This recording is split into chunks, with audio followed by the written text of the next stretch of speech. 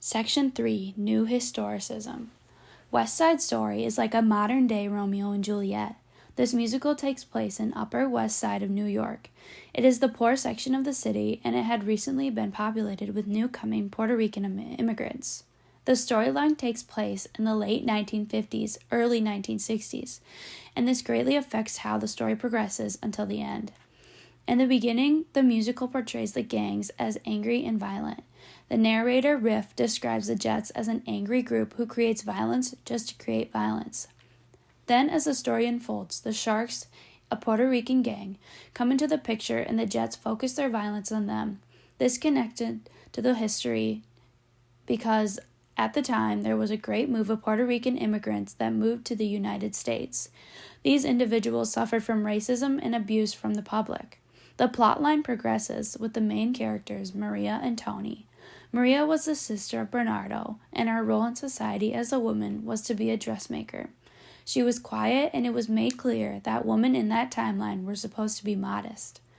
An example of this was when Maria wanted to wear a red dress that showed lots of leg and chest. She begged Anita to fix her dress, but Anita refused. Tony was a man in the 1950s. Although he was still young, he had a job and didn't know how to provide for his family that he wanted. He was very lost in the beginning of the book because he felt like he hadn't achieved anything in life. The common role for a man in the 1950s was to be a provider. Tony didn't feel like he was a provider, so when he met Maria, he felt like he could finally found his calling. He thought that if he married Maria and they had a family, then he could be the provider that he was supposed to be. Throughout the novel, racism plays a huge role in how the novel progresses. The police in the 1950s were very corrupt and very different to how the police were today. In the story, there was a policeman named Krupke. Krupke was the patrol officer for the West Side, and he often called his profession a thankless job. Officer Krupke first comes into the novel in the beginning of the story when the Sharks and the Jets fight for the first time. He breaks them up and is racist to the Sharks. He repeatedly tells them to speak English, and he is harsh to them even when the Jets started the fight.